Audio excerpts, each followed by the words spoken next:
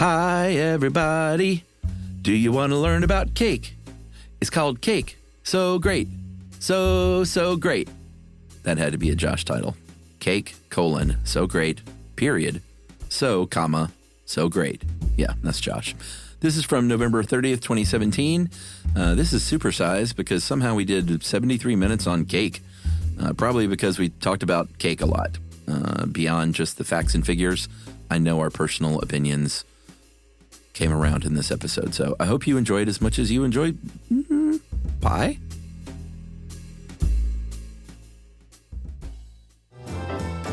Welcome to Stuff You Should Know, a production of iHeartRadio.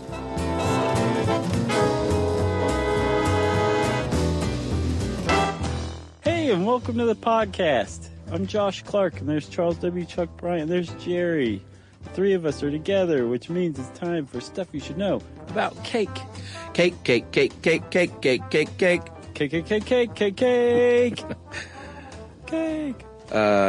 This made me just frankly want to put my face in a cake. I know.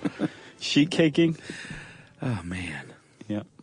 I know we had a discussion about cake or pie quite a while ago. I don't remember exactly where you landed on that. I'm surprised you can only think of one. One time we've done that? Yeah. Cake or pie, both. Yeah, same here. Why choose between two wonderful things that you don't have to choose between? Agreed. As a matter of fact, every once in a while, you'll hit like the birthday party jackpot where they'll have like cake and pie, and you're like, looks like I'm in heaven. But today, Chuck, we're not talking about pie. No. Although we can talk about one pie in particular because we're talking about cake. It turns out, I saw this somewhere, that Boston cream pie is actually a cake. Oh, really? Yeah. Surprise, Boston. Sorry to ruin your day. They're probably the ones that are saying that. Oh, yeah, probably. Maybe. I don't know. So that's a cake, huh? The article on it was written in a thick Boston accent. Yeah. Yeah, it is a cake. I'm not sure why, but I just know it's a cake now. And I want to give a hat tip here. We both worked off of the How Stuff Works article, but I also found a lot of good stuff on a site called What's Cooking America. Mm-hmm. Did you run across them? I did. They are good, man. They have, clearly their niche is cooking, baking, all things like culinary. Mm-hmm. But they've got some really well-researched articles on their site about like the history of cakes and things like that. So, yeah, that's good stuff. Kudos to you. You remember Kudos? The granola bar? Yeah. Those were great. Oh, yeah. Are those not around anymore? No. No? No, those are gone. And then R.I.P. also Bonkers candy. So Kudo went the way of the dodo. I never heard of Bonkers.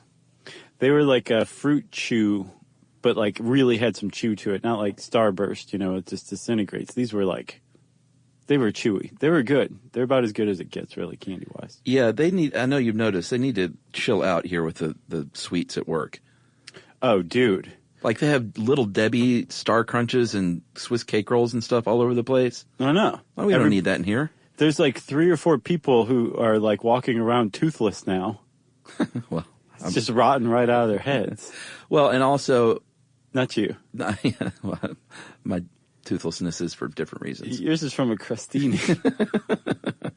And I've also noticed, though, there's this weird mix in our office now because they try to get super healthy. Yeah. So there will be like Swiss cake rolls next to a bag of like clam chips or something. What chips? I don't know. Clam chips sound kind of good. Seaweed strips. Oh, yeah. No, I know what you mean. Or like just figs. Right. Yeah. It's like a fig Newton without the good tasting part that surrounds it. We take figs and we mash them up. Then we wrap them in cellophane and you eat them for $5 a piece. And your child spits them out because they know better. Right. No, today, yes, I'm with you. I do think it's gotten a little out of hand. Like, it's basically just a huge test of willpower at the office, like, every moment. Yeah, I don't indulge. I'm not getting into those Swiss cake rolls, but it is tough to walk by the miniature candy bar section. Right. And not be like, well, just one of those little guys. Look how tiny it is. Right. And then the next thing you know, you've got like 10 wrappers laying around your desk thinking like, what have I done? I know, man. It's post-Halloween stuff too, so maybe it'll die down.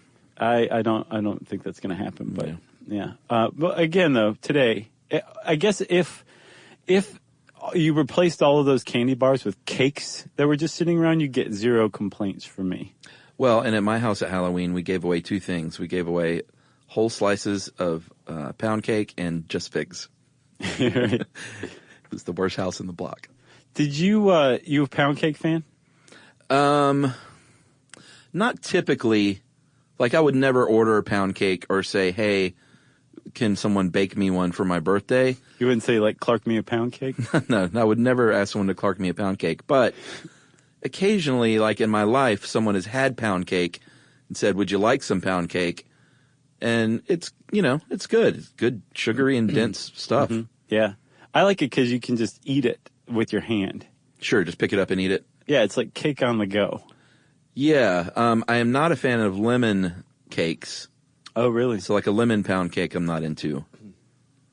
Well, okay, let's just get it out there. What's your favorite cake of all time? Oh, jeez. I'm going to toss it up between a carrot cake with cream cheese frosting. That's Bill Clinton's favorite. Well, as Bill goes, so goes Chuck, which is not true. That was a good COA.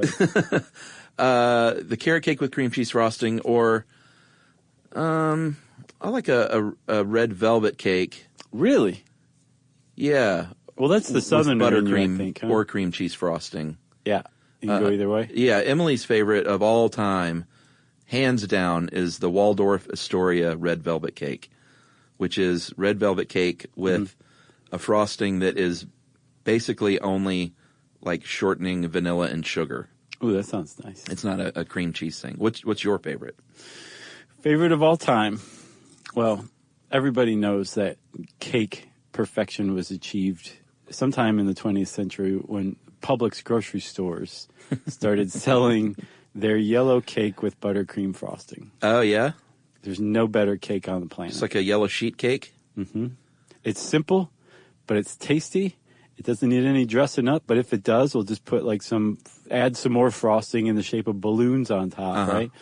It's just perfection. It's a perfect cake. I love it. I can eat it morning, noon, and night. I can eat stale stuff I found in the dumpster behind Publix. I can eat the fresh stuff right out of the oven so hot that it burns my mouth. Right. I would eat it any way that it was given to me.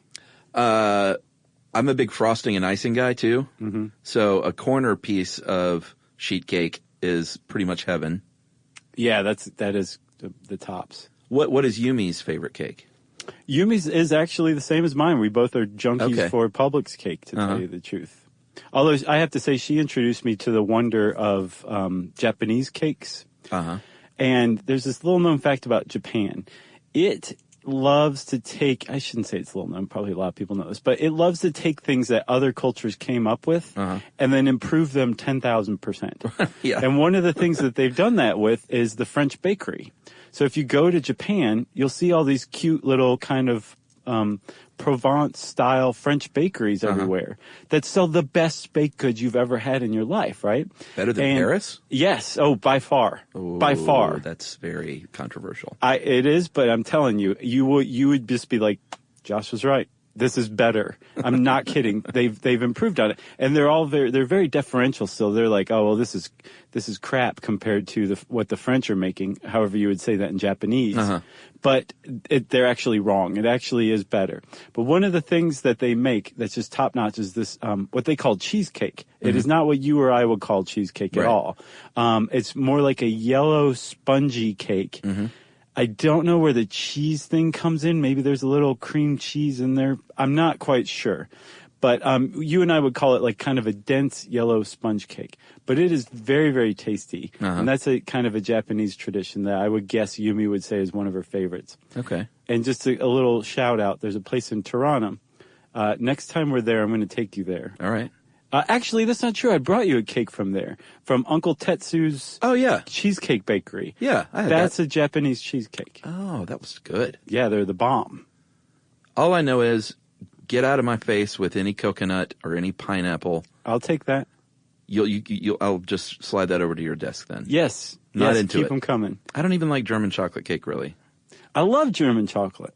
All right. Well, have you ever heard that German chocolate cake and red velvet cake are the same? It's actually not true. I haven't heard that.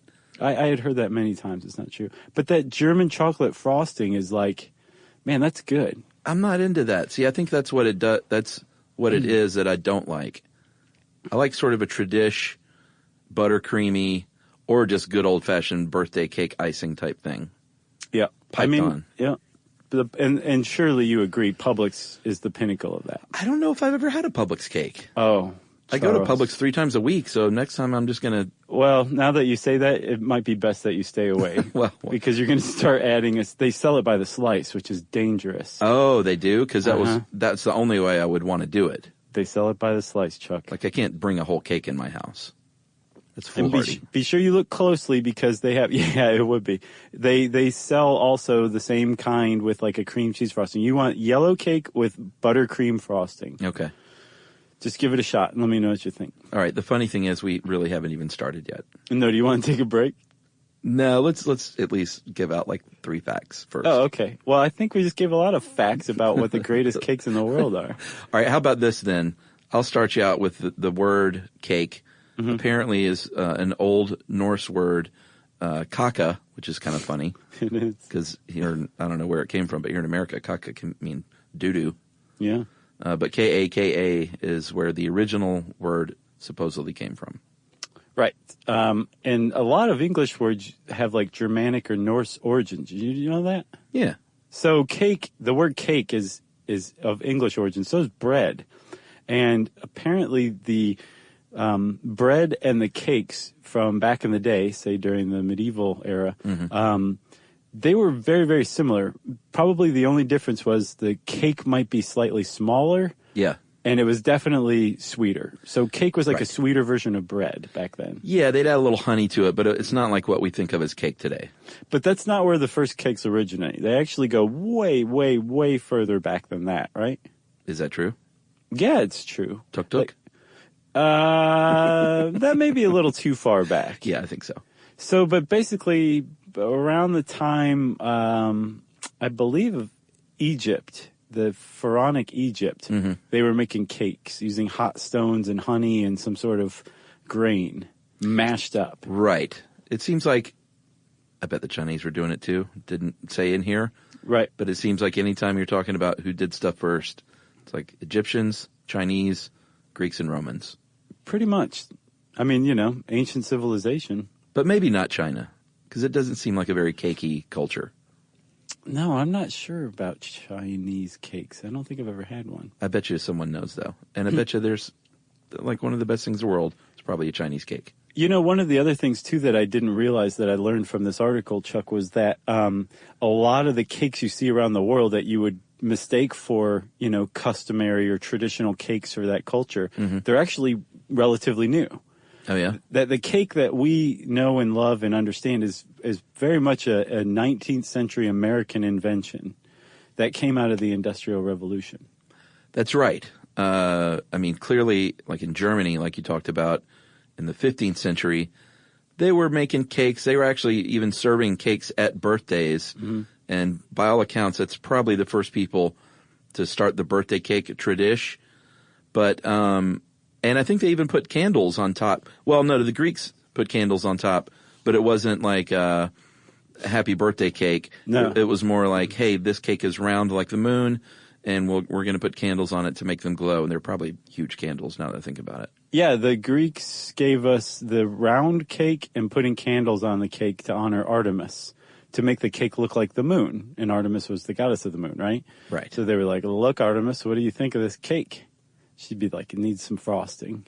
That's right. And then the Germans in the 1400s started doing birthday cakes. And in the 1700s were full on like, it's a kid's birthday party. It's got candles. It's a cake. And we'll sing some depressing German song. Right. It makes you reflect on your own existence. That's right. And its eventual end. But so by the time the people were making birthday cakes in Germany, there was a long, long, long tradition of cakes already. And the word cake had started to originate in medieval Britain. But there was such a thing as a cheesecake already. The Romans created that and called it placenta. Seriously. Really? Yeah. The Greeks had created something that was basically a prototype of the fruitcake, plakus, I believe. Yeah, they called it feces. Right?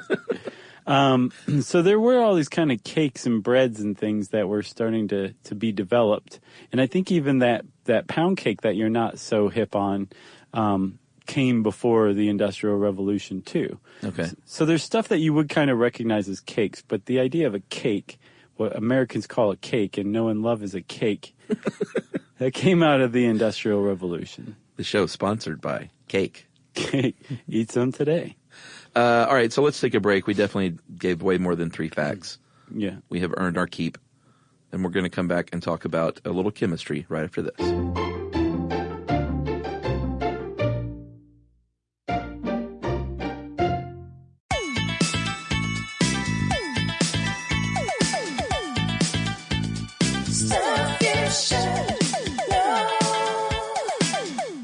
All right, so we're back, and we promised talk of chemistry, and I think we talked about this briefly on one show. I have tried to bake. I did a birthday cake for Emily a couple of years ago, red velvet, Waldorf Astoria cake, and it was okay. It wasn't pretty, though. What do you mean? Like it was lopsided, or there's a horn growing out of it? It just, it didn't look like a cake you would buy in a store, but it tasted really good. I'll bet it was made with a lot of love, too. Oh, of course. But my deal is I'm not a great baker because baking requires you to be very precise with your ingredients because it is chemistry. I'm a much better cook. Right. Because I'm a fly by the seat of my pants and throw a little of this in there, throw a little of that in there. Right. And there's a much... You can't do that with No, baking. there's much more forgiveness in general cooking than baking. Yeah, cooking's an art. Baking is a science, for sure. Yeah, that's what they say, right? Yeah, well, that's what I say, too. You know you didn't make that up, right? I think I did. Okay. So, with a cake, right, what you're doing is producing a chemical reaction. And I knew that. Yeah. But I had no idea on this granular level that this article gets into just how much of a chemical reaction baking a cake is. And this helps pretty neat. The understanding of it, too, to me. So you want to start with a leavening agent, right? That's right. That's how you get from batter, which is kind of flat and soupy and wet, to a nice tall cake. The reason it rises is because of a leavening agent.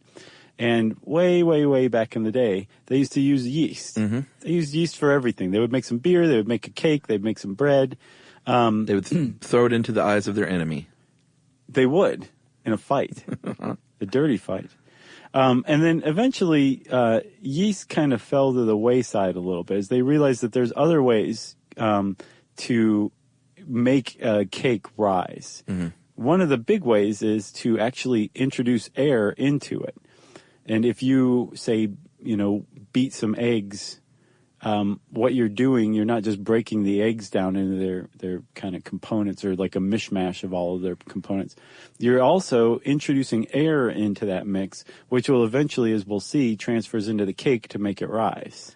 Yeah, and like when you're following a recipe, if you've never baked a cake before, and it says cream the butter and sugar or sift the flour, you can't just say, I don't have a sifter, so I'll just throw the flour in here. Like, your cake is screwed.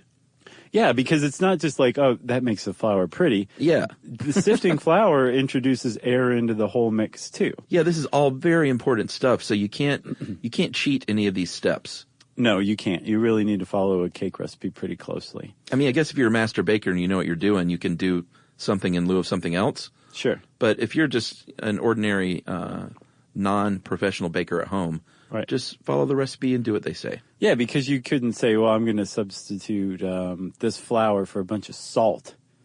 Like, not only would it taste radically different, like you're affecting the chemical composition of the mixture. True, unless you're making a traditional South Georgia salt cake. Right. Which you can also use on those snowy days to clear the road, too. That's right. So you got yeast as a leavening agent. You got introducing air through, like, whipping something. And I found this mention of a recipe that called for 4 eggs to be beaten for 2 hours. Holy cow. So you can imagine that everybody was pretty psyched when chemical leavening agents were introduced in the mid-19th century. Oh, so that was an old recipe? Yes. Yeah, and so in other words, you couldn't just put the mixer on with your eggs and leave. No. And go get on social media. No, this was with your arm. Yeah. And yeah, it was not. I mean, I imagine if the person you were working for asked for a cake, you're just like, this is a bad day. This is going to be a bad day. Did you beat for 3 hours? Right. And the whole reason, again, you're doing this is to introduce some air, right?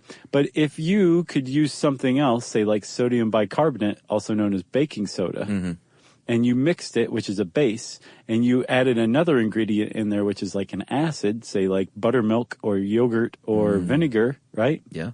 Like in a vinegar cake, that sodium bicarbonate, that base, and that acid are going to mix together and form a chemical reaction and release CO2. Yes.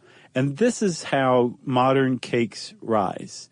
CO2 is released through this chemical reaction, and it goes and bubbles up through the cake and makes the cake rise with it. That's what leavening agents do, is they take air and they expand it and make it the cake. Yeah, like when you slice a piece of cake, not so much pound cake because that's way more dense, or other non-floured cakes, but your standard birthday cake, you slice it up and you see those, it's, those pockets, those holes that, those are air holes.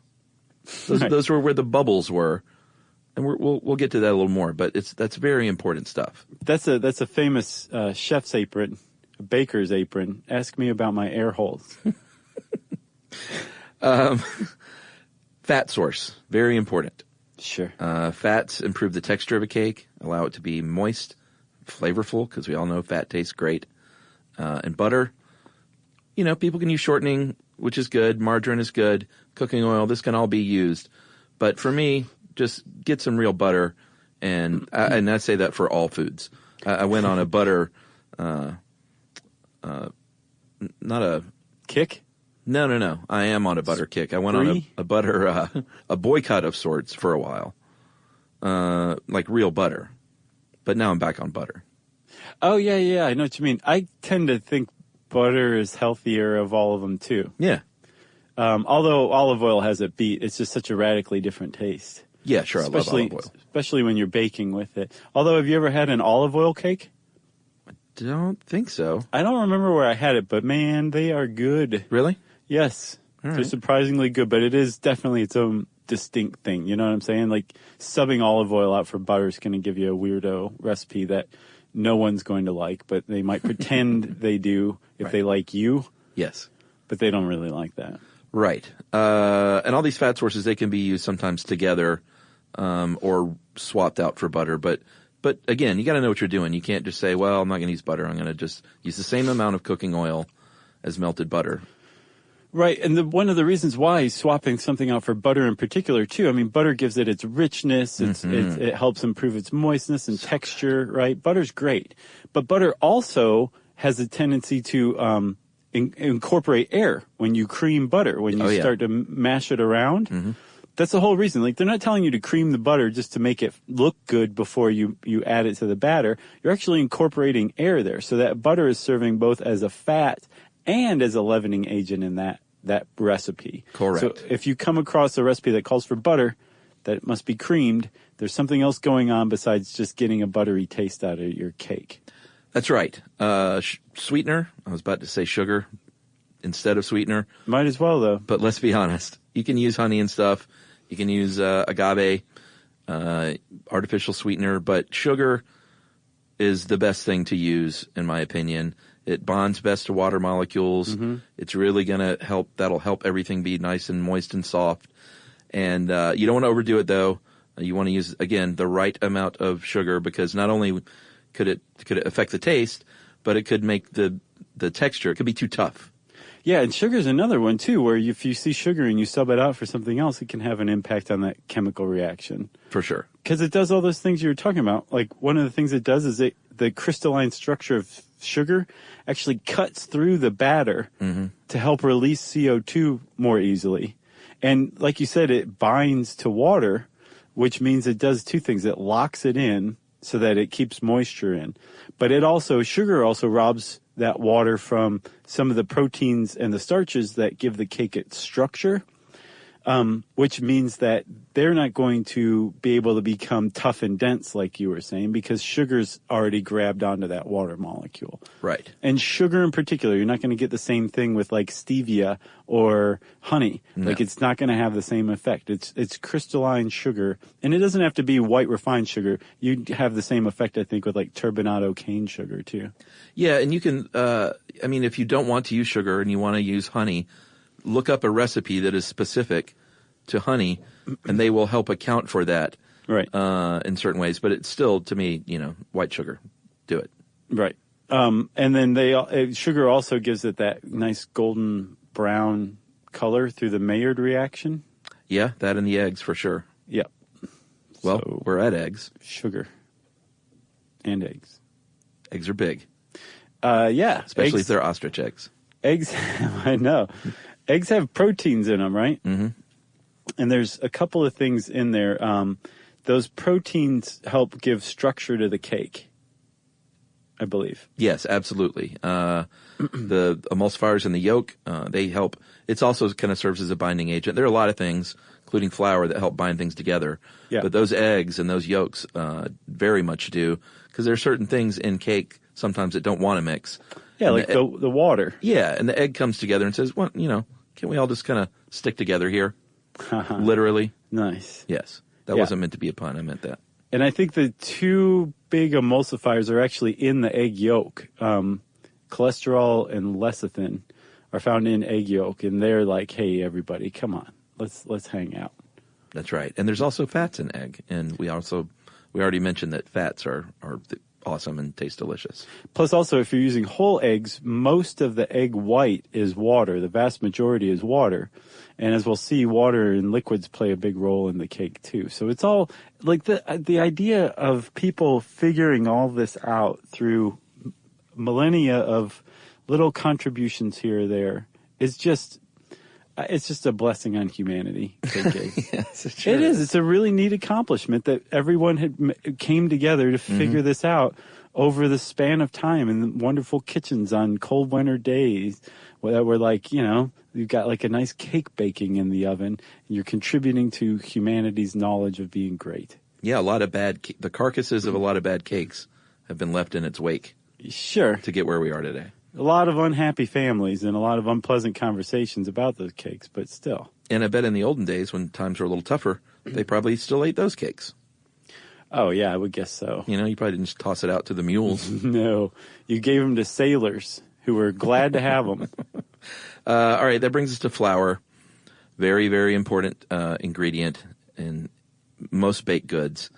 And flour is what is going to really be the binding agent. It's really going to hold everything together. Give it its structure. Yeah, a lot of structure and strength. And this is when you mix these proteins with water, it's going to form gluten. Mm-hmm. And gluten, I know a lot of people hate gluten, my wife being one of them. Yeah. But gluten is a pretty key ingredient here, although I will say they've come a long way now with gluten-free cakes.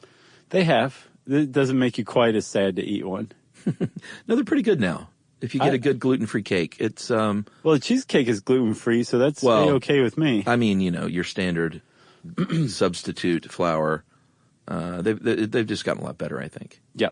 So in a standard glutinous cake, that gluten from the flour mixing with the water forms a gel, and it gives it that structure. It gives it that consistency, the texture that you're looking for. But again, the sugar's robbing the proteins and the starches from getting too much water, because the more water it gets, the more the tougher the cake is going to be, the more gluten. So you actually want to make sure that your sugar's taking away some of the liquids, but also the type of flour you use has a lot to do with how tough your cake's going to turn out. So like there is such a thing as cake flour. Yes. That's something like 7%, 7.5% protein, which is going to translate into less gluten when you mix it with water, right? Yeah. So it's going to be a lighter, fluffier cake. And then there's all-purpose flour is 10.5%. Bread flour is 12%. And depending on what kind of consistency you want in your cake, you would use these different kinds of flour. And all of it comes down to the amount of gluten that's going to be produced when it interacts with the liquids. That's right. And finally, that brings us to the liquids. The liquids are obviously going to help keep things moist. They hydrate those proteins. They allow all those chemical changes to take place. But that liquid does, when you actually bake the cake, when it comes time to put it in the oven, which we're going to get to here in a sec, that creates a steam. Like that liquid cooks out and vaporizes. So that steam expands the air cells and that volume, and it really lends itself to the light, airy structure and texture that you're going to get. Yeah, it blows up the CO2 bubbles in it even further, which helps make the cake rise. Plus, it also, Chuck, fosters that chemical reaction between the acids and the bases that act as leavening agents that release CO2 in the first place. The presence of liquids and the presence, or water specifically, I think, and heat really make that CO2 go berserk. All right, well, we should talk about ovens. Yeah. I was about to say you can't bake a cake without an oven, but apparently you can. You can in Egypt. Yeah. Ancient Egypt. All right, so let's say we're not in ancient Egypt. Let's say we're in regular North America and Europe. Mm-hmm. And the 18th century is basically when the semi-closed oven came around. And before this, if you were baking cakes, well, you were probably a professional baker because these ovens weren't in every household. Right.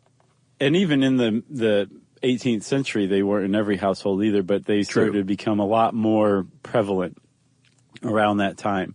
That was a big first step toward people baking at home, not just cakes, but anything, you know?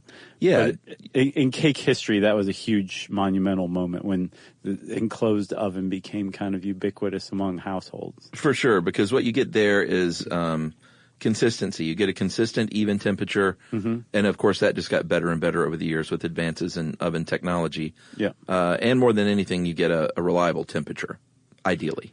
Right, and if you have those things, you can make a cake after cake after cake that your family won't be mad about. The sailors will stop coming by and being like, "You got any more of them terrible cakes you made?" Sailors? Yeah, that's who you give the terrible cakes to. Bumpkin sailors? Sure. All right. So with the oven in particular, I didn't realize this, but you know how the the liquid and the heat and the sodium bicarbonate and the acids are mixing together to make the cake rise? Yes. That is actually a really fragile state of affairs while the cake is baking, and the structure, the proteins and the starches and the gluten are actually solidifying and making this cake. And if you mess with the oven, meaning like you open and close the door too often, or you slam it shut too hard, you're going to the change in temperature on the one hand can cool those gases and make your cake fall, and it makes a wah wah sound as it does, as everyone knows. And then the air pressure from slamming the door can burst those CO2 bubbles. And again, the proteins haven't had a chance to like solidify and make the cake structure, so the cake can fall from that as well. And if you'll notice, once a cake gets to a certain point, if it falls in the middle. The outside usually stays up because that part has solidified already. The stuff in the middle hasn't quite cooked through. So that would be the part that falls. And that also proves my point. That's right. You also want to put your cake in the middle. Where you place your cake in the oven can even cause problems. Mm-hmm. It's very finicky, cakes are. Sure. Well, again, it's a science experiment. Yeah, they're basically like, do this right, jerk. Or I might just take a nap here in the middle of the cake. Maybe you'll burn. Maybe I'll stink up your whole house. But like you said about opening the door, like ideally, you know the temperature of your oven, you know how long it takes, and maybe don't wait till literally you think I can pull it out. Although if you're a good baker, you're not sweating it. You pull it out and you know it's pretty much ready. Right. But definitely don't keep opening it. Try and at least wait till the end. And if you have, they're not quite as in fashion now, I don't think, but ovens with a window and a light. Mm-hmm. You can obviously take a little peek that way. Sure. Those are kind of out of fashion, right? Or are they? Not that I know of. I feel like I don't see those a lot. Do you have a window in your oven? Sure, of course. What am I, a communist? Do you? Yes, with the light. Oh, man. What do you have? Just a stainless steel door. That's a dishwasher, man. Oh, that's my problem. Yeah. Like my cakes always come out wet and soapy. Wait a minute. Do I have a window? Sure you do. I think everyone does. I'm literally cannot picture my kitchen right now. Jerry, he's got a window, right? I've been baking in the dishwasher? Jerry and I say yes, you have a window in your oven. Yeah, that might be. I might have just said something very dumb. So it's staying in, though. Well, I do know. You know what? I think I do have a window, but I don't have a working light. That's why I think I don't have a window. You need to replace the light bulb. Yeah, but who wants the bottom of that? For all you can go to like any big box hardware store, mom and pop hardware store, off the internet. Sure. I don't replace light bulbs in my house. Matter of fact, I think they probably sell them at the grocery store even. You go find yourself some Gulf wax, and you're probably near the refrigerator oven light bulbs. All right. The heat of the oven is very important. So depending on how good your oven is, it may be a little off, maybe a little hotter or cooler. So you might want to purchase an oven thermometer just to give it a double check because baking is science. Mm-hmm. And when you think that cake is done, take a little peek through your window that everyone has, or open it if you really think it's done. Give a little tap in the center. Yep. If it springs back, then it's probably done. If you're an experienced baker, you just know by looking at it. Or you can always do the old toothpick trick, which is sticking that wooden toothpick in the center of the cake and pull it out. And if there's no cake on it, then it's pretty much done. Right. If it's covered in goo, that means it's not done. That is correct, Chuck. But then you can also lick that goo off that toothpick. That's not bad. No, you can, but it's just never quite as good. I think it always tastes like disappointment. You know what I mean? Because you want it to come out clean anytime you're doing that. You're never really putting it in expecting it to come out battery. Yeah, yeah. So even though you do get to lick it, that's like the one plus side of that experience, I think. That's true. And if your cake is done, you're not finished baking it yet even. You need to let it cool in the pan. Yeah, that's a big one. You don't just pull the cake out and turn it upside down in your sink and eat it with your hands while it's still hot. Right. That's not the way to do it. No. No, you want to let it finish in the pan cooling because it's still doing a little bit of baking and it's getting used to its new room in the kitchen and saying, all right, this is a different temperature in here. I think I can hang with you guys. Yeah. I'm alive. 10 or 15 minutes later, get out that wire rack, flip it over, and ideally it comes out all in one nice thing. Yep. And the other good thing about letting it cool in the pan first, too, is when you cool it on the wire rack, it won't get those wire indentations in the cake because it'll be stable enough. I never thought about that. Nobody likes those. Sure, you can fill it in with a little extra frosting. Yeah. Actually, now that I think about it, that's great. Those indentations are just fine. The frosting grooves, in other words? Yep. Should we take a break? Yes. All right, we're going to talk, just about other cakey stuff right after this.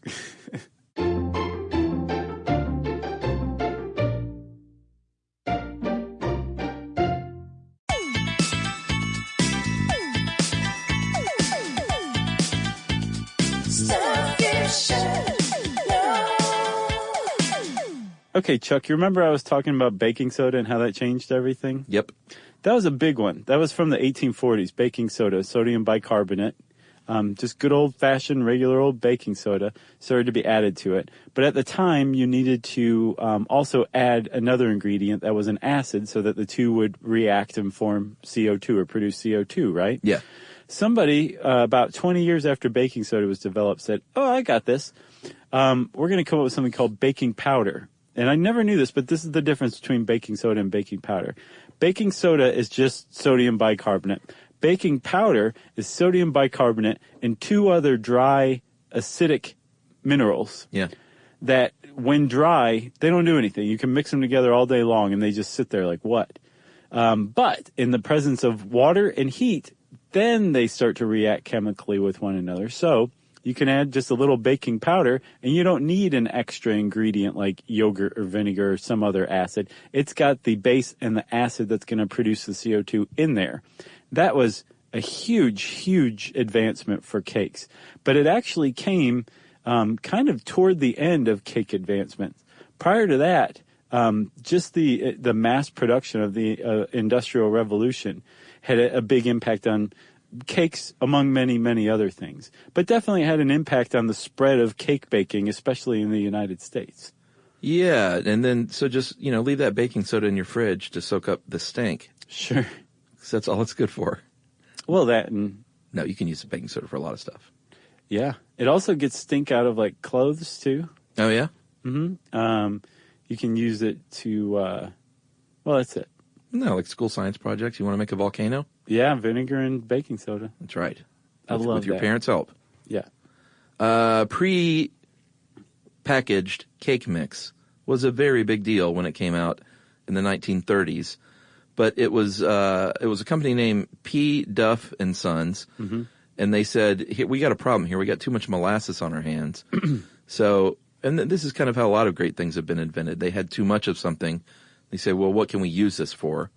So they got to work, and they said, Mr. John Duff, the owner, said, "You know what? Throw a little wheat flour in there with this molasses, a little shortening, some spices. We got a gingerbread mix that we can sell to the public. All you got to do is add water, dum-dum, and you can bake yourself some gingerbread cookies." Yeah. And the public went, hooray! Because remember, they had ovens now in their houses. Yes. And they had the idea that you could just get a mix from the store and just add water was huge. Oh, that yeah. was a huge change. And what's interesting is this whole like P. Duff and Sons story. They're out of Pittsburgh, by the way. From them coming up, because I think they quickly went from just gingerbread mixes to cake mixes themselves as well. But that busts several myths, actually, some like long-standing food myths. Yeah. One of them is that cake mix came out of a surplus of flour from World War II. That's where the cake mix came from. Yeah, I mean, pre-made cake mixes did get way more popular after World War II, but it wasn't because there was so much flour. No, it was because that a lot of the food companies started getting into pre-mixed foods. Yeah. That you could make pretty easily in your kitchen. But then the other one, I love this one. There's this long-standing myth or this story about a guy named Ernest Dichter who, back in the 1950s, Ernest Dichter, he was a psychologist, I believe. He came up with the term focus group. He came up with the whole idea of focus groups to help companies figure out why their new product wasn't doing so well or how to make a product that they hadn't launched yet even more appealing. This guy came up with that whole idea of focus groups, right? Correct. So he's also credited with being the man who saved cake mixes because cake mixes came out. Everybody kind of loved them. And then supposedly sales went flat and Ernest Dichter got a focus group together and found out that women who made cakes using these cake mixes felt guilty that they weren't contributing anything to their families. They were just adding water and making a cake and then quietly sobbing while their family ate it. Talk about a patriarchal brainwashing. Right. So Dichter realized that the best thing that these cake mix companies could do is to remove the dried egg ingredients from the mix and tell the consumer to add her own eggs. So then that way she was contributing. Well, it was a huge success and cake mixes took off and became part of the American pantheon from that point on. Right? Not true. No? Yeah, that is a total urban myth. Most of these pre-made mixes for years had said to add your own eggs because it just was better to add fresh eggs. Yeah. It tastes better and perform better. So I don't know how that got started. The myth? Yeah, was it? I'm not sure either. Oh, okay.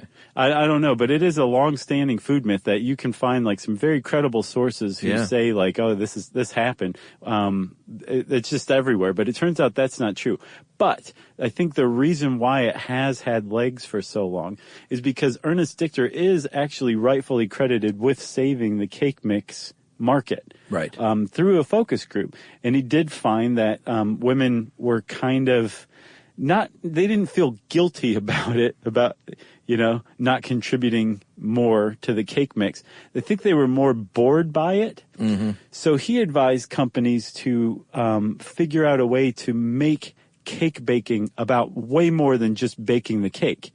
And so companies decided that they were going to start promoting cakes as just the beginning part, that the real point of baking cakes was to make these elaborate, amazing cakes that you decorated. Yeah. And it took you hours and hours to make these things. And it was like a scene of like Humpty Dumpty on a brick wall, but the whole thing was made out of cake. And that was fostered by the introduction of frosting. And that came from Ernest Dichter. And that actually is what saved the cake mix industry. That's right. You want to know something about my mom? Yeah. Champion cake decorator. Is that right? Not literal champion, like she never won a contest. Yeah, because it is out there. But yeah, I mean, as far as the home cake baker goes, like she couldn't go on one of these shows now where they make like the Great British Bake Off. Yeah, like giant submarines and stuff out of fondant. Uh-huh. But just for like mom making special cakes every year for the birthday, every year she would say, "What kind of cake you want this year?" I'd be like, "I want a Star Wars cake. I want an Atlanta Falcons cake." And lo and behold, I would get my Atlanta Falcons cake. That's awesome. Very cool stuff. You know, I had an older sister who she died actually when I was 16 in a car accident. But she used to be the equivalent of your mom at making cakes. Oh, really? But she didn't even need to ask. She would she'd just make something up, right? Yeah. And there was this one year, I'll never forget this cake. We were all big time into Howard Jones. So it must have been singer? it must have been like my 9th or 10th birthday. But my whole, like both my sisters and me were totally into Howard Jones. And Karen, my sister, my oldest sister, made a Howard Jones keyboard cake. Wow. And it was a couple of sheet cakes put together, frosted, so it looked like one big thing. The black keys were Kit Kats, like the knobs on the synthesizer were Rolos, wow. and I just looked around at all my friends like, does everyone see my cake? This is the greatest cake anyone's ever had. And no one can have any but me. No, I shared. Of course. Man. I wanted everyone to partake in the bounty. Was it a guitar or a keyboard? It was a keyboard. Okay. Yeah. You never know. Strap a guitar strap on it, you might could have held it. I would not have put it past her to make it a keytar. Man, that is a very sweet story. Yeah. Literally and figuratively. Thank you. Hojo fans, huh? Yes. Wasn't that his nickname? I don't think so. Did I make that up? Yeah, I think that's the hotel chain. I think you're totally right. All right, well, another tip here for baking a cake. If you were looking at recipes and it says use this kind of pan, you think, well, I don't have that kind of pan. I've got this kind of pan. It's aluminum and square, and they're calling for a round, dark pan. It makes a big difference. Like, it can literally ruin your cake. Yeah, you supposedly want to reduce the heat. I think not the heat or the cook time, one of the two. Yeah, it says a dark nonstick pan requires 25% reduction in temperature. So you want to knock that heat down 25%. Yeah, but also, like, Google that stuff. Don't just say, Josh and Chuck said this should work. You know, like, you have to have the right pan for that recipe. And they will tell you in the recipe, and if you don't have it, just look up the cheat for it, basically. Yeah, two things you don't want to take our advice blindly on: medical stuff and baking stuff. Yeah. Everything else is fine. I don't know about that, but those are the two leading ways that we will mess your life up. For sure. All right, well, I guess we need to talk about the different methods. We're getting super wonky into cakes here. Well, I mean, that's what we do. All right, well, let's talk about creaming then, because that is one kind of method of making a cake. And creaming is what we talked about. You may not have known exactly what we meant, but when you combine like the butter and sugar and it says cream it with an electric beater, that's what you're doing. And it's really tough at first to get it going, but just hang in there because that butter will start to break apart, mixing it with that sugar, and you've got a nice creamed mix of ingredients, starter mix of ingredients on your hand there. Right. But you don't skimp on that first step. No, and that's like that. I think the creaming method, that's the one that best gets across this point. That it's a chemical reaction. I know we've kind of been beating that horse, but it's really true. Like if you don't follow the steps correctly, the chemical reaction's not going to come out correctly. Right. And when you step back, you're like, but I'm baking a cake. That's true, but do you want your cake to be good, or do you want to just waste your time? Yeah, so in the creaming method, when it says then mix ingredients in this order, wet, then dry. Right. Do that. Right. Don't just say, just throw it all in there, right? Yep. It makes a difference. And it says that pound cakes are like a variation on the theme. Sure. I looked into pound cakes, man. Do you know? So the idea that pound cakes called for a pound of each ingredient, that's actually true. Yeah, I know. But the reason why it called for a pound of each ingredient was because a lot of the British people at the time in the early 1700s couldn't read. So it was just an easy way to remember the recipe. Oh, interesting. Yeah. All right. I'll buy that. They'd be like, what's a tibs? And also pound cakes, too. The reason why you're not going to find a pound cake with a big buttercream frosting is because that will send you into sugar shock in a second. Because pound cake is already really dense and sugary. Like that's why you just have like a little glaze on top. Yep. I do like that glaze, actually. Mm-hmm. I'll eat a pound cake. I think that glaze is, what's it called? Delicious? Something icing? Imperial icing? Oh, I don't know. I can't remember. Okay, so the next one is the no aeration method, to where you're not whipping anything up.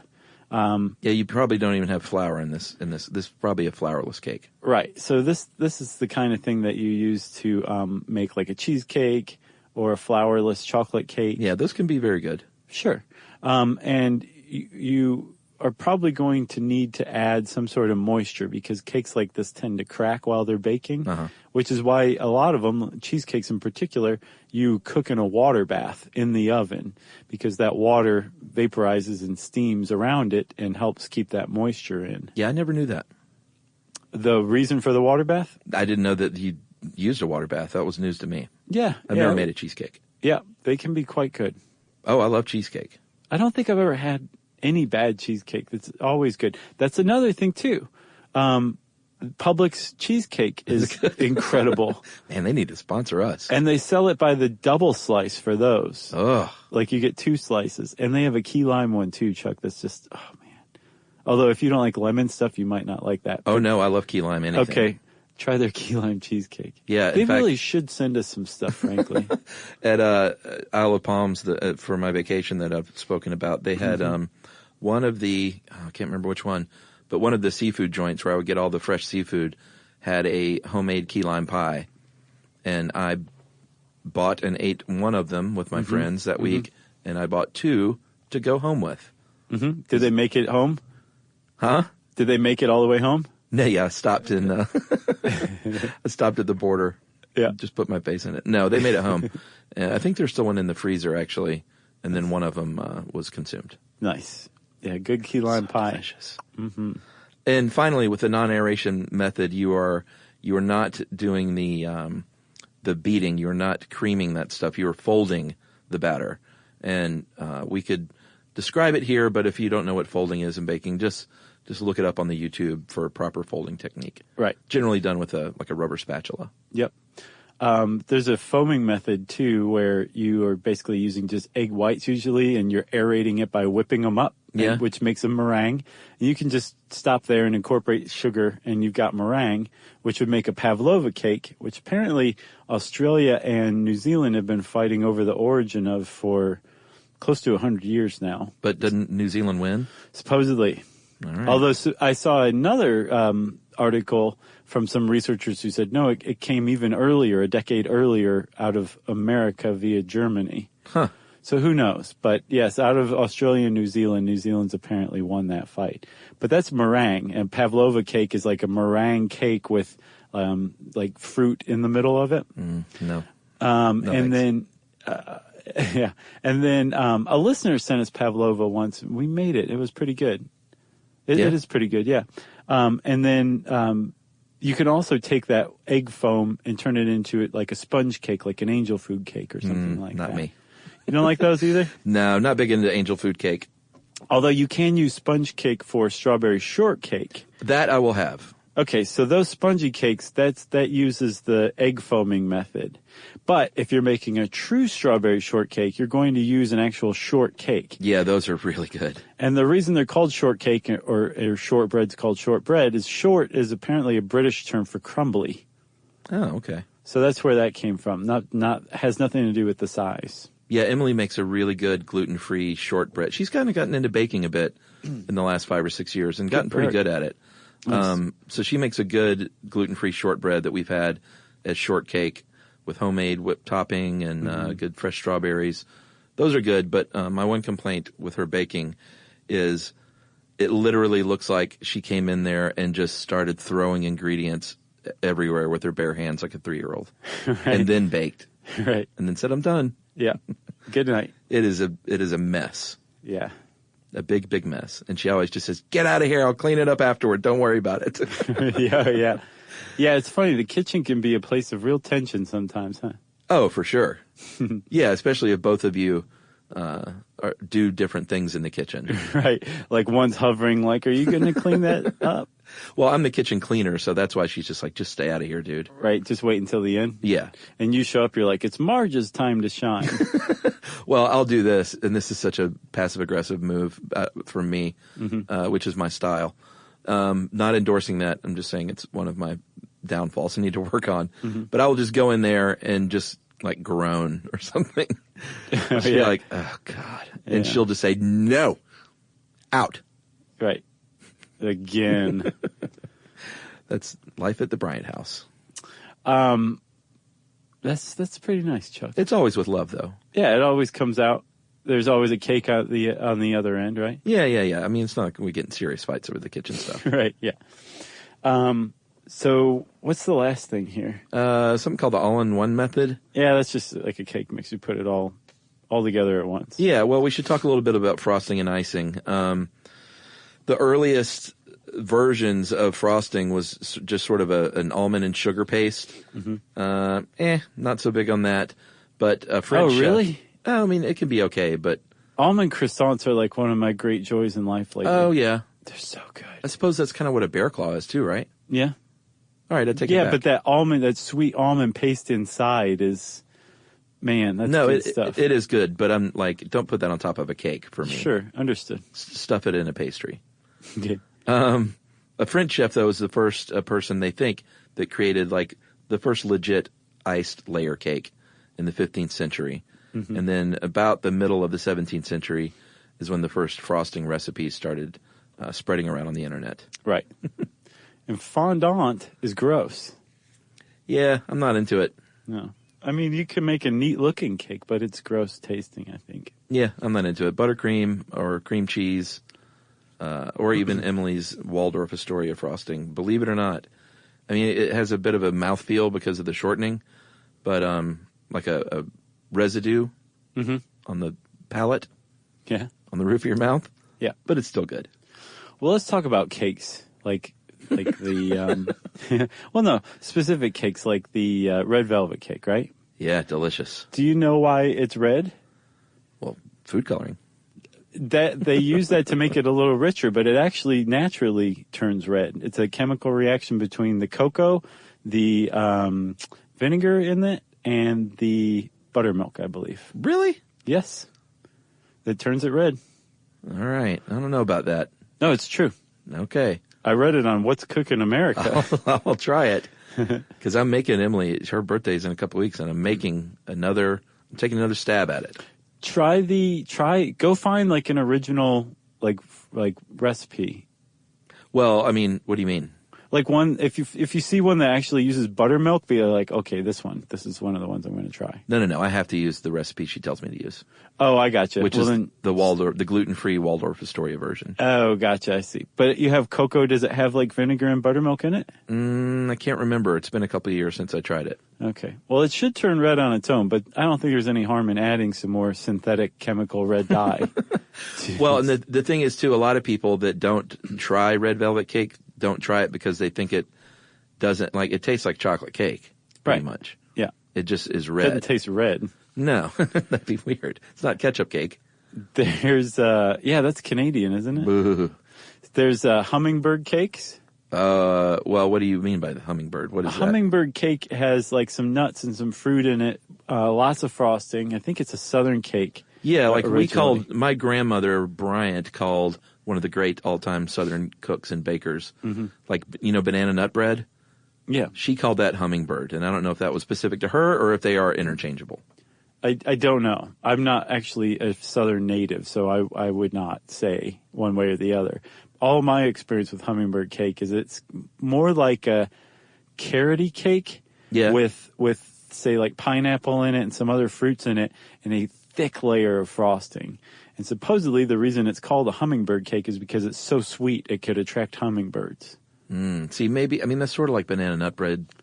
So I don't know if they're interchangeable or if it's a variation, but give me some banana nut bread, which is not a cake, but it sort of is, and slice it up and put some butter on it. Yeah. Toast it in the oven. Yep. No, I'm with you. Our freezer is always chock full of black bananas, blackened with age. Oh, sure. Because Yumi makes a killer banana nut bread from scratch using, I mean, you just can't look at the bananas when she's incorporating them. Yeah, what does that do? Why is that the key? Do you know? They just are supposed to be mushy. Okay. Oh, okay. Gotcha. And like the best way to make bananas mushy is to let them age. Let them age. Freeze age them. All right. Let's talk about Indian pound cake. Apparently, that's a thing that has cornmeal in it. And I can't imagine that taste, but I'd like to try it. Well, yeah, and that was one of the earliest cakes in the U.S. And I think what the author Aaliyah Hoyt is pointing out is that, like, cakes came from all over the place through time and geography. Mm-hmm. And that the mass immigration into America over, say, like the 17th, 18th, 19th centuries and 20th, too. All these people from all these different lands brought their ideas or ingredients of cake, and they kind of went through this Americanized grinder to where eggs were added, butter was added, and, like, you've got these ingredients so it bears a resemblance to its original one, but it's been, like, cakeified in the American way. And that started basically right as European settlers got to North America. Yeah, apparently the good old-fashioned chocolate layer cake came out of Boston because there were chocolate companies there. Even the German chocolate cake is not German. It's American. It's named after a man whose last name was German. Oh, interesting. Well, that means he's German. German-American. Could be. Maybe they should call it the German-American chocolate cake. Or just German chocolate cake, but it's really American, everybody, is what the real title should be. Strawberry shortcake that you mentioned, that does come from the old world? I'm not much of a jingoist either, I think you might say. Of course not. I've never felt more national pride than in talking about cakes. Yeah? Yeah. This is where cakes were born, really. The pineapple upside down cake, heaven help you if you eat that stuff. I love it. Do you really? Man, it's so good, yeah. I just don't like fruit anywhere near my cake. Yeah. Unless it's strawberry shortcake. You definitely wouldn't like a hummingbird cake then, even. Yeah, maybe that's the difference between the hummingbird and the banana bread. Right. Although banana's in there. Right. That's that's not a fruit cake to me. No. You just don't like the juicy fruits in your cake, it sounds like. No, or coconut. Which isn't the German chocolate cake, isn't that coconut in the icing? Yes. Yeah. Yeah, see that? That's so good. I don't want coconut anywhere near my cakes. But that pineapple upside down cake, apparently that stuff sort of sprang out of a contest. Dole had the Dole Company in the mid-1920s that said, hey, bake some cakes with fruit. And so thousands of pineapple upside down cakes came out. So I don't think they were invented for that. But maybe that's just what made them so popular. I don't know. Gotcha. And then there's cakes around the world that look like cakes, kind of like tiramisu. Yum. Is a quintessential Italian cake, but it was invented in the 1960s. Black Forest cake actually is from Germany. Yeah. It was invented in 1915. So what happened was, again, cake explosion happened here in the good old US of A. And it spread back out to the world. There was an influx of cake ideas into America. America perfected the cake, and it went back out to the world. That's right. That's what happened. What else? What about tres leches? It's great, too. It 3 is. kinds of milk, evaporated, condensed, and whole. It's tough to go wrong with that. Yeah, talk about moist. And I've had good and bad tres leches, but I've never had an actual tres leches that I was like, this is so bad I'm not going to finish it. Right. Have you? No. And then there's dorayaki, which is like, have you ever had this? I don't think so. One of the big things that people in Japan love is like sweetened red bean paste. Okay. You can find it here or there in like sweets, but this dorayaki in particular is like between two pancakes. It's like a filling. Sometimes it's not even two pancakes. It's like a hole with like a red bean paste inside. Okay. It's like this light kind of fluffy cake-like thing with red bean paste inside. It's good. They're best like hot off of the street from somebody who just made it. That's when it's absolutely best. But it's like the kind of thing you can also find in a 7-Eleven or something too, like in cellophane. Wow. Yeah, it's good. It's no cheesecake, no Japanese cheesecake, I'll tell you that. Nope. But it's still pretty good. Man, that was a good one, I think. Cakes. All right. Are you done? I'm done. Okay. If you want to know more about cakes, go eat some. You're going to love them. Yes. There's a cake out there for you. And since I said that, it's time for listener mail. All right, I'm going to call this a special one-man administrative details shout. Oh, wow. Because we got a box today from a man named Nick Pagan from San Jose, Bay Area.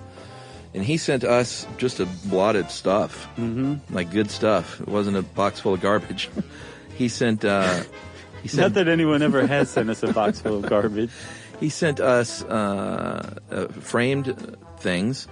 Sent me a framed pavement poster, which is great. Very nice. And sent us CDs of music. He sent bottles of liquid stuff, most notably wine for Jerry, and then bourbon and scotch for us. Mm-hmm. And he is a whiskey enthusiast that lives in the Bay Area, like big time. Yeah. And just a good dude. And beyond that, he added this. He's a list maker, an amateur list maker. Right. And he sent us a list. And Nick, if you're listening, please send us the Word document, digital version of this printout that you sent. Because he said every time you said we should do a podcast on that, yeah, he made a list alphabetically of that stuff. Nice work, Nick. And the list is so comprehensive and awesome that we need it to work from. Yes. He made a list of films that each of us said we need to see, which is pretty good. And then finally, he sent us a list and encouraged us to play a little game here, which we'll do very quickly, of see if Josh can guess how many times we've done the following things. You ready? Why me? Well, because I have the list in my hand and you're sitting across from me true. And you can't see it through this paper, I don't think. So how many COAs, and for people that don't know, it means cover our butts. How many COAs have we issued over 1,000 shows? I'm going to say 27. 75. Wow. Wow, we are really good at that, huh? How many times have we admitted on the air that it is a take two? Man. You're not going to get any of these, or maybe you might. It'll be total luck if I do. 8. 7. Oh, so close. Rare listener mail shout-outs. Oh, I don't know what that means. Like where we say, hey, can you say hello to my boyfriend? Oh, yeah. 3. No, 62. What? That's pretty rare, though, out of 1,000. Yeah, but still, it seems like I thought it was even rarer than that. Did we used to do it more than we do now? I think so. I think that's what it was, too. We're a little more generous in our earlier days. Yeah. Trips in the Wayback Machine. There's a lot of those. I'm going to say out of 1,000 episodes, 320. He says 59, so I don't know about this, Nick. I think he missed a few. Nick, you're just making up numbers, aren't you? Drinking scotch at home and making up numbers. How many paper lists have you eaten? Me? Yeah. One that I know of. Yep, you nailed it. I remember the episode, too. It was how geniuses work, or what makes a genius. Uh-huh. And I said that if the list of geniuses, if the number one genius was Einstein, I would eat the list. And it turned out it was Einstein. How many Glenn Danzig or Misfits references? Those would be all you. 17. 4. Need to step it up. How many times how many times have I done this? Wow. I think it's literally countless. If he came up with a number, it's a lie. He says 288. That's got to be more than that. Simpsons references, I'll just go ahead and tell you, 197. Apparently we have high Does five. That include the 2 episodes on The Simpsons? No, I don't think so. Okay. Apparently we have high-fived once. Okay. I'm surprised we even did that. Sure. The number of times Josh has done this. A lot. I don't know. I think a lot just works for that. 426 times. Almost half of our episodes. That's great. Yeah. And then bonus, name all of Josh's nicknames for Chuck. I'll just go ahead and read those. Okay. You have called me Chuckers. You've called me Beautiful. Don't remember that one. The famous Chuck Tran. Cheech. Rusty. Zonkers. And The Flash. Nick is my new favorite listener. This is all gold. Plus, thanks for buttering us up with the care package, too, Nick. That was nice of you. Yeah, so Nick Pagan, you are now on the guest list for the San Francisco Sketch Fest show. Just hit me up with an email, send that list of shows that we need to do via digital document, and you are in like Flynn. Cool. Thanks a lot, Nick. Well, if you want to be like Nick, you can send us an email to stuffpodcast@howstuffworks.com. And as always, join us at our home on the web, stuffyoushouldknow.com. Stuff You Should Know is a production of iHeartRadio. For more podcasts from iHeartRadio, visit the iHeartRadio app, Apple Podcasts, or wherever you listen to your favorite shows.